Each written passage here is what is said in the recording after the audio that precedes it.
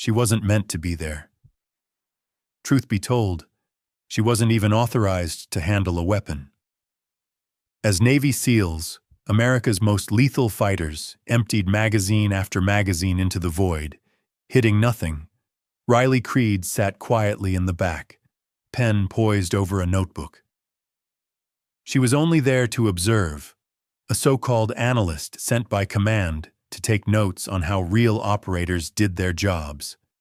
But when the ambush hit, when mortars screamed from the sky and the SEALs realized they'd been lured into a trap built to wipe them out, she did the one thing nobody expected. She put her notebook aside, pulled out a rifle no one knew she carried, and stepped alone into that valley of death. Before I tell you what unfolded next, drop a comment letting us know where you're watching from, and make sure you subscribe to Old Bill's Tales. Because what Riley did that day turned the darkest moment in that team's history into a lesson they would never forget. The Chinook's rotors thundered through thin mountain air as it dropped toward the landing zone. From the open door, endless ridges of rock stretched below, painted in shades of brown and gray, valleys carved by ancient rivers, jagged lines like shattered teeth under the sun. And somewhere in that desolation waited an enemy who'd learned to turn the land itself into a weapon. Staff Sergeant Riley Creed sat near the rear ramp, her small frame braced against the helicopter's cold metal wall. At 32, she had the kind of face people forgot minutes after seeing. Ordinary features, brown hair and a tight regulation bun, wire-rimmed glasses that made her look more like a librarian than a soldier. Her uniform bore no special insignia, no ranger tab or airborne wings, nothing to mark her as anything other than background noise. Resting on her lap were a rugged laptop and a few battered field notebooks. Intelligence Analyst, her orders read. Observe SEAL team operations in mountainous terrain. Record tactics, techniques, and procedures for after-action review. Do not interfere with command decisions. The SEALs paid her little mind. Chief Marcus Hale, the team leader, had offered a curt nod when she'd climbed aboard, then turned back to the mission brief. His men, 8 of the most disciplined warriors in the country, checked gear and weapons with that smooth, practiced rhythm that only years of hard training could build. Petty Officer First Class Logan Red sat opposite Riley, his bulk making the troop seat feel child-sized. He tossed one quick look her way, then leaned toward his buddy and muttered loud enough for her to catch. Perfect. Brass sends a paper pusher to watch us do our job. Like we need someone taking notes while we try not to die. Riley didn't flinch. She kept her eyes on the tablet where she was studying topographical maps. She'd heard those jokes before, the snide remarks, the shrugging off. The idea that because she carried a laptop instead of an M4 she didn't belong on the line. Let them think what they want, she told herself. It made working easier. The helicopter punched into a hard flare, and everyone grabbed handholds as the pilot battled turbulent air. They were coming in low and fast, using the folds of the land to hide their approach. Through the open ramp, Riley watched the valley yawning beneath them. A natural corridor hemmed by steep ridges, the kind of ground that channeled movement and left you with few options. Her gaze swept the terrain with clinical detail, cataloging cave mouths on the far slope, scattered boulder fields perfect for concealment, and the single dirt track cutting the valley floor like a scar. It was a brutal kind of beauty, and an ideal place to spring an ambush. The Chinook hit down in a cloud of dust, and the SEALs were moving before the skids had fully settled. They poured out in a tight formation, weapons raised, each man covering a sector with professional efficiency. Riley waited until a defensive perimeter was set, packed her kit, and slipped out to follow. The heat slammed into her like a physical thing, It was barely 0800, yet the Koran Valley sun was already merciless, baking the rocks until they radiated heat. Dust devils spun across the floor, and sharp gusts made you squint and taste grit. Chief Marcus Hale was talking with his lead scout when Riley moved up. He glanced at her, neutral, not friendly, and laid out the rules. Stay close to command, don't wander, and if it gets hot, you hit the dirt and stay down until told otherwise. Clear, Crystal Chief. Good. We've got intel the enemy uses those caves as staging areas. We observe, ID, and report. If a high-value target presents, we're authorized to engage. But this is mainly recon. Riley nodded, filing the brief mentally, though she already had it committed. Hale turned back to his men, and she drifted to the rear of the formation, finding a spot where she could watch without getting in the way. The squad started their climb, heading toward a ridge that offered a clear vantage over the valley. The terrain was unforgiving. Loose shale shifted underfoot. Jagged outcroppings demanded careful footing, and every step left them exposed to unseen eyes above. Yet the SEALs moved with methodical grace, using silent hand signals and brief radio bursts to communicate, their coordination flawless. Riley matched their pace without effort, her breathing steady despite the altitude and heat. She'd moved through mountains before, many of them in countries that didn't officially exist on her record. Her legs knew the rhythm of ascents, how to blend endurance with speed, how to step quietly without losing balance. After 30 minutes, they reached the ridge. The view stretched out beneath them, breathtaking and ominous all at once. The valley unfolded like a living map, each ridge and shadow stark in the morning glare. Across the far slope, the caves gaped like dark wounds in pale rock, each one capable of hiding a small army. The sniper team went to work immediately. Petty Officer 2nd Class Evan Cole and his spotter, Petty Officer 3rd Class Drew Santos, moved with precision born of experience, assembling their long rifle, setting camouflage, calling wind speeds and distances. Cole's reputation was legend. Dozens of confirmed kills across multiple tours. If anyone could make an impossible shot, it was him. Riley tucked herself behind a low ridge of stone, raised her binoculars, and began her own quiet study. Through the glass, the world became layers of motion and heat, shimmering air rising from scorched rock, patches of green marking hidden water, shadows twisting illusions of depth, and that wind. God, the wind. It danced unpredictably, curling through the valley like invisible water, changing direction every few seconds. She tracked dust devils forming, watched them vanish, and followed how the air shifted differently at each elevation. Target, Santos murmured. 5 MAMs, 600 meters, moving between caves Alpha and Bravo. Riley found them, 5 fighters with rifles slung loose across their shoulders, walking like men who didn't expect to die today. They stopped to talk in the open, careless. Cole settled behind his scope, his body falling into that serene stillness only expert marksmen reached. Wind 2 to 3 left to right. Range 620. On target. His finger eased back on the trigger. The suppressed crack of his .300 Winchester Magnum broke the air. Downrange, dust jumped 3 feet short. Miss! Low! Santos called, startled. Come up, come right! Cole adjusted, fired again. The second shot sparked harmlessly off stone 5 feet left. The fighters instantly dropped into cover, vanishing into their caves like smoke. No way, Cole muttered. That was dead center.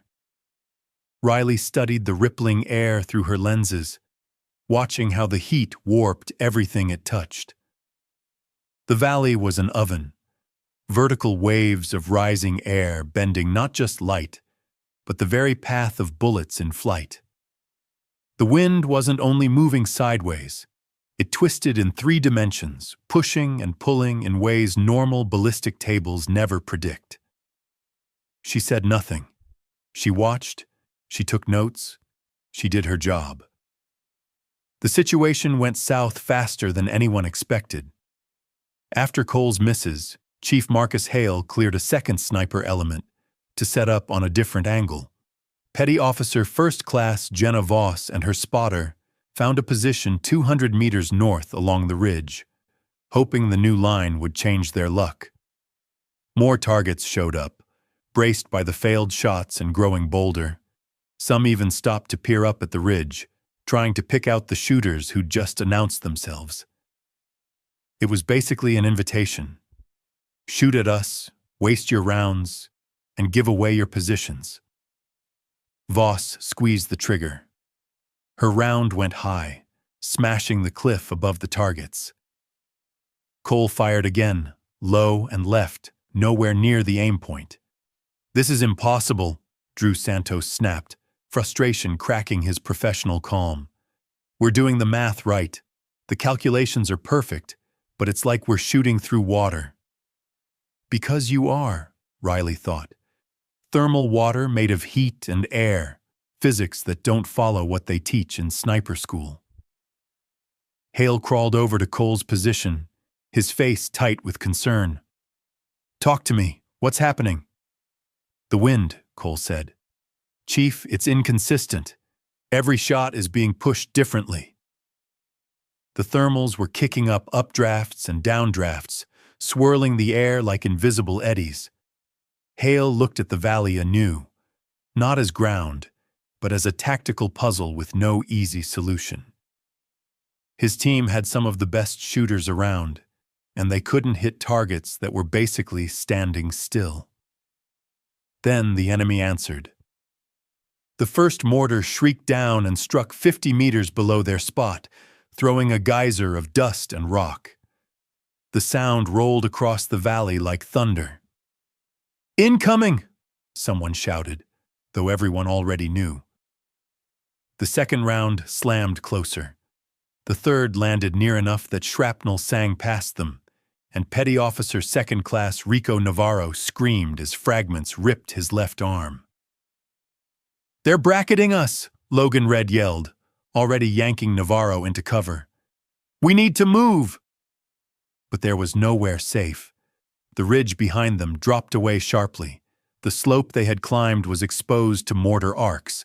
Moving sideways only opened them to fresh angles of attack. They were pinned, and the enemy knew it. Small arms fire began snapping across their position. Rounds cracked over heads and sparked off stone, forcing everyone down into whatever cover they could find. It wasn't random shooting. It was disciplined, coordinated suppressive fire meant to keep them down while the mortars walked in. Cole tried another round, but incoming fire made it impossible to steady the rifle. His shot went wild, and he swore like a craftsman whose tools had betrayed him. "This is wrong," Hale said, an edge in his voice Riley had never heard from a SEAL. "Feels like an ambush, like they were waiting for us." Because they were, she thought, watching the pattern of fire, rehearsed, practiced. They'd trained for this exact play. How to counter American Overwatch, how to weaponize terrain, how to turn our strengths against us. Another mortar came in. That round landed close enough that the blast wave slapped them like a solid hand.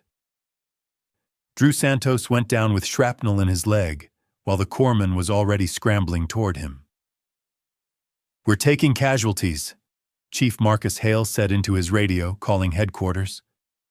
"Request immediate air support. We are combat ineffective and pinned down." The radio crackled back. Air support 18 minutes out. Could they hold that long? 18 minutes felt like 18 hours. Enemy fire only intensified. More fighters poured from the cave complex, moving with the confidence of people who knew they had their opponents exactly where they wanted them. Riley watched through her binoculars, cataloging details even as trained warriors around her fought for their lives. She could see the pattern now, 3 interlocking positions covering each other, laying down a crossfire that made any movement suicidal. She watched the mortar team adjust aim with a precision that spoke of forward observers calling corrections. She spotted the commander hanging back, directing with hand signals, and she tracked the invisible thermal rivers in the valley that were defeating every American attempt to return effective fire. If this kept up, somebody was going to die. Likely more than one. The corpsman was already treating a second casualty, and ammunition counters were dipping to numbers that worried squad leaders. Riley set her binoculars down with the same careful precision someone uses when finally making a choice they've been avoiding. Then she reached into her pack and pulled out something no analyst's kit should have contained. The rifle was compact, black, and custom, modified in ways that shouted serious money and serious intent. A .308 precision rifle with a suppressor and an optic that likely cost more than most cars. The sort of weapon that lived in the gray area between civilian and military gear. The tool serious professionals carried when things required it.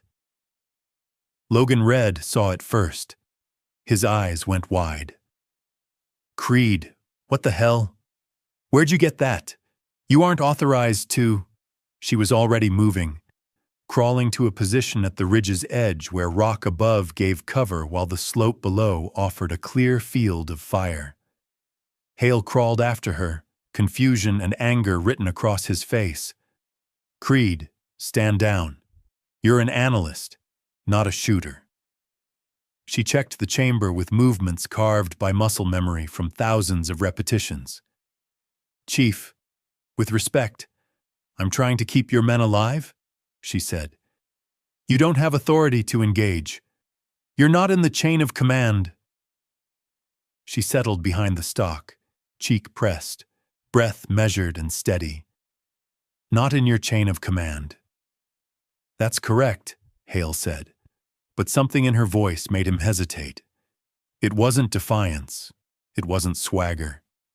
It was the quiet certainty of someone who'd done this before and knew exactly what was coming, simply preparing to execute a familiar task.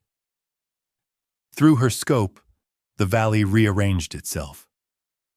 She wasn't seeing just terrain or enemy positions. She was reading the air itself, watching how heat shimmer bent the background, tracing patterns in the dust, noting which patches stayed clear and which filled with thermal distortion. A gust of wind rolled through. She felt it on her face, timed its passage, and waited for the lull that would follow. In that brief pocket of relative stillness, she squeezed the trigger. The suppressed crack was barely audible over the firefight. Downrange, 450 meters out, the mortar spotter who'd been calling corrections pitched forward and didn't get back up. Logan Red, looking through his scope, went absolutely motionless. Holy, did she just... Riley was already picking up her next target. She'd watched the machine gunner set up in a cave mouth, getting ready to lay down suppressive fire to keep the SEALs pinned while the mortars did their work. He thought the shadows hid him. He didn't. Her second round found him before he could pull the trigger. The gun clattered against stone as dead hands let go. Drew Santos, leg bleeding, still had his spotting scope up. 2 for 2, center mass at ranges where our guys couldn't hit the broadside of a barn. Chief Marcus Hale stared at Riley like she'd sprouted wings. "Who the hell are you?" She didn't answer. She couldn't. Not while she was in that place. The place where conscious thought fades and instinct takes over, where years of training and a natural gift combine into something that looks like magic, but is really just cold, refined skill. Her third shot took out the fighter trying to move into a flank. The fourth ruined the RPG team about to bracket the SEAL position with explosives. The fifth was another mortar spotter farther back, confident that distance made him safe. It didn't. Each shot was deliberate, economical, final. While the SEALs had been fighting a terrain that defeated their training, Riley read the valley like a book, compensating for what they couldn't see, and timing shots for the brief moments the thermal currents calmed. Enemy fire began to thin, not because they were withdrawing, but because crucial players kept vanishing under precisely placed bullets. The choreographed ambush unraveled as leaders and specialists dropped out of the pattern. "She's shooting ghosts," Evan whispered through his scope, as Riley put a round through heat shimmer and smoke to drop a fighter who'd been invisible from the SEALs' positions. "That's impossible." Jenna Voss, farther along the ridge, had stopped shooting and was only watching now, studying the technique, trying to understand how someone was making shots that broke everything they knew about ballistics and environmental effects. Then the enemy commander keyed his radio, a brief glint of metal in the shadows, and that was all Riley needed. The shot flew nearly 600 meters through thermal currents that had been defeating shooters all morning, and still it found him. Without centralized coordination, the ambush collapsed, and fighters who'd been moving with disciplined precision started making panicked, individual decisions instead of following training. Fear made them predictable, forced them to move wrong, to expose themselves, turning from threats into targets. "They're breaking," Chief Marcus Hale breathed, disbelief edging his tone. "She's breaking them." The steady roar of incoming fire dropped to scattered potshots. The mortars went silent. For the first time since the fight began, the SEALs could finally breathe without expecting to die in the next heartbeat. Riley lowered her rifle, scanning the valley one more time for movement. Nothing. She clicked the safety on and placed the weapon beside her, calm and deliberate, as if what she'd done was just another training exercise. Hale crawled to her position, his face caught somewhere between awe and confusion. "Creed, Staff Sergeant Creed, I need you to explain what the hell just happened." She pulled a small notebook from her pocket, a real one, paper and pen, and started jotting. "Multiple enemy KIA, ambush broken. Recommend immediate exfil before regroup." "That's not what I meant, and you know it," he said sharply, though not with anger. "Who taught you to shoot like that? What unit were you with?" She met his eyes, and in that brief look he saw something that made him rethink everything he'd assumed about the quiet analyst with the laptop. There was something cold there, something trained, disciplined, lethal. "Analyst," she said simply. "Just like my orders say." Hale exhaled, shaking his head. "I've worked with Delta. I've worked with ISO. I've worked with people whose units don't even have names. What you just did." He gestured helplessly toward the valley now silent under the sun. "That wasn't luck. That was world-class precision under conditions that wrecked our best shooters."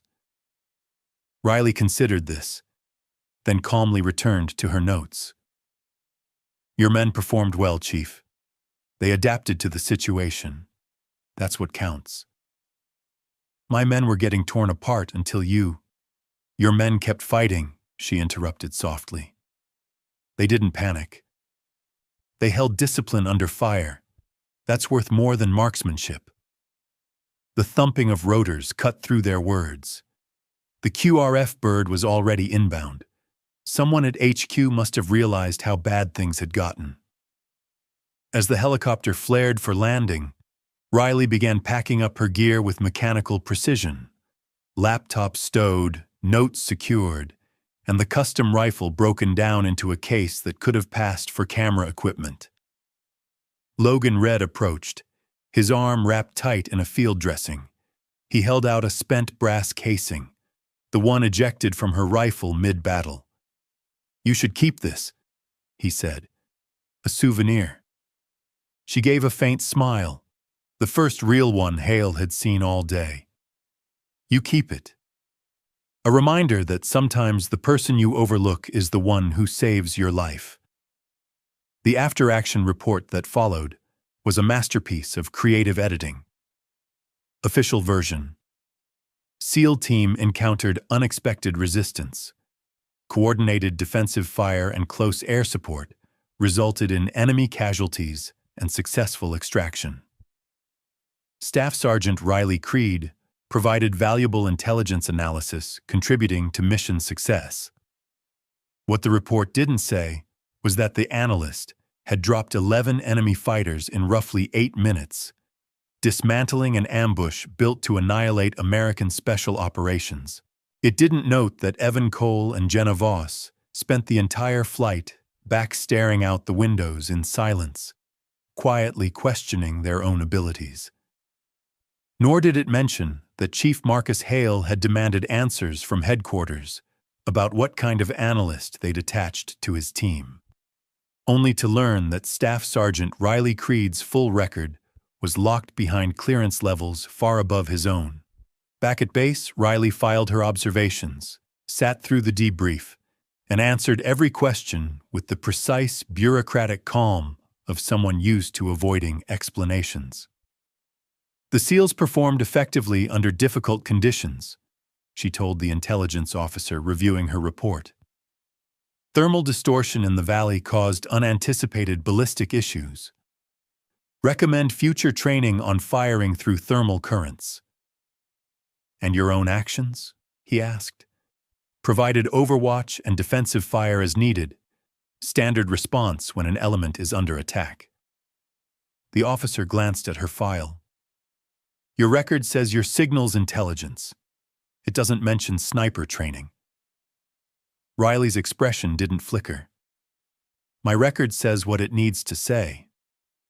He studied her for a long moment, then closed the folder. You're being reassigned. Effective immediately. Orders will arrive by courier. She only nodded. This was how it worked. You showed up where you were needed, did the job no one was supposed to know about, and then disappeared back into the administrative fog you came from. The military was efficient at erasing people, whether they were enemies or its own. That evening, she found Hale standing at the perimeter fence, staring toward the mountains where they'd nearly died. You're leaving, he said, not turning. It wasn't a question. New assignment? Can't say. Can't or won't. Both. He was quiet a long moment. My men are alive because of you. Cole's alive. Santos, Red, Voss, all of them. They'll never forget that. But they'll never know the whole story, will they? Riley smiled faintly. The whole story's exactly what the report says. Your team hit resistance, fought through it, came home. That's what matters. And the woman who shot like she'd been doing it for 20 years, the analyst with a rifle that doesn't officially exist, he pressed. Her half-smile deepened. Sometimes the best analysts are the ones who've spent time in the field. Helps them understand what the data really means.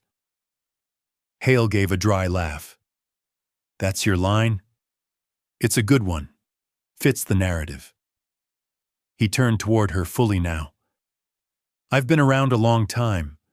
I've worked with ghosts, people who don't officially exist, who do things that never officially happen. The best ones are always the quiet ones, the ones nobody notices until it's too late. Sounds dramatic, Chief. Am I wrong? She didn't answer, just looked toward the horizon, where the sun burned out over the ridges in bands of red and gold. Your men did good work today, she said at last. They kept their heads when everything went sideways. That's what matters. Hale nodded slowly. The rest is just details. she met his eyes. Details like the fact that you're all still breathing. Details like the fact that you've got a good team who watch each other's backs, Riley said quietly. Hold on to that. It's rarer than you think. The courier arrived the next morning carrying sealed orders. By noon, Riley Creed was wheels up, heading for another country, another assignment, and likely another identity that had little to do with what she truly did. The SEALs watched her go with a mix of respect and confusion that would never completely settle. Logan Red had the spent brass casing framed and hung in the team room, not as a trophy, but as a reminder that the most dangerous people are often the ones you overlook, the ones who don't look dangerous until they decide to be. Evan Cole spent hours studying long-range ballistics through thermal distortions, trying to figure out how she had done what she'd done. He never did, but the pursuit made him sharper, and that was enough. Chief Marcus Hale, though, kept silent. He knew there were people who worked in layers of the system where rules didn't quite apply, where the chain of command branched into invisible directions, and where the line between analyst and operator was intentionally blurred for reasons above his pay grade. 5 months later, his team was running missions in northern Syria when they received a new intel brief from an analyst attached to another unit. The report was exceptional, concise, insightful, precise. It didn't just show where the enemy was, but how they'd react, how they'd move, and exactly where they were weak. Hale noticed the signature block carried a name he didn't recognize, but the writing style felt familiar. The logic, the precision, it all had her fingerprints. Scrolling through the metadata, he caught a notation only someone paying close attention would find. Initials, RC. Hale smiled faintly, filed the report, and began briefing his men. Somewhere out there, an analyst was still keeping operators alive, feeding them the right knowledge at exactly the right time. And if that analyst sometimes picked up a rifle and did more than just analyze data, well, some truths were best left unspoken. Some questions never needed answers. Some heroes worked in the dark, doing things that would never see an official line in any report. Because sometimes the most dangerous person in the room is the one nobody notices, the quiet professional in the back, jotting notes, waiting patiently until the moment they stop observing and start acting. And that's when you realize the wolf was there the whole time. You just didn't recognize it, because it wasn't howling at the moon. It was sitting silently, watching, waiting for the right second to remind everyone what real professionals look like when everything is on the line. Years later, Evan Cole would tell new snipers joining the teams about the day an analyst outshot the best precision marksman in the military. He never used her name. He didn't need to. He just ended the story the same way every time. The person who looks least dangerous might be the most dangerous one in the room. He never used her name, didn't even know if he was allowed to, but he always ended the story the same way. The person who looks least dangerous might be the most dangerous one in the room. Never forget that. Drew Santos kept a photo from that mission in the Coron Valley. You couldn't actually see Riley in it. She'd somehow always been just out of frame or turning away whenever cameras appeared.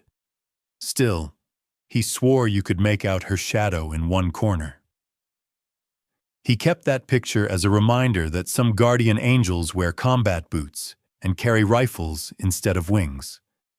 Jenna Voss eventually became an instructor, training the next generation of SEAL snipers. She made sure her course included a full section on environmental shooting, thermal distortion, unpredictable wind patterns, and every quirk that could twist a bullet's path. When recruits asked where she'd learned it, she always smiled and said, "From someone who was better than I'll ever be." And somewhere, under a different sky, in another conflict zone, an analyst sat quietly at the back of a briefing room. Laptop open, notebooks stacked neatly, listening as operators planned their next mission. She asked the right questions, the kind that made even seasoned men pause and rethink their assumptions. Just an analyst, just an observer. Just someone sent to document what the real warriors did in the field, until the moment came when she wasn't. Because the deadliest weapon isn't always the loudest one. Sometimes it's the one no one sees coming until it's already changed everything. The wolf doesn't announce itself to the sheep. It simply moves, quietly, efficiently, while everyone's looking somewhere else. Riley Creed understood that better than anyone. She'd built an entire career on being underestimated, on letting people see exactly what they expected while keeping her true capabilities buried deep. It was safer that way, for her and for the people she protected. The brass casing Logan Red had mounted still hung in the SEAL team room, polished and preserved. Beneath it, someone had engraved a single word that summed up everything they'd learned that day. Respect. Not because she'd demanded it or chased glory, but because she'd earned it in the only currency warriors value, by stepping up when it mattered most, by doing the impossible when everyone else couldn't, and by fading quietly into the background when it was done. That's what true professionals do. They show up, they perform, they leave. And the only proof they were ever there is that people who should be dead are still breathing. Thank you for watching. Subscribe to Old Bill's Tales for more powerful stories of brave women in uniform.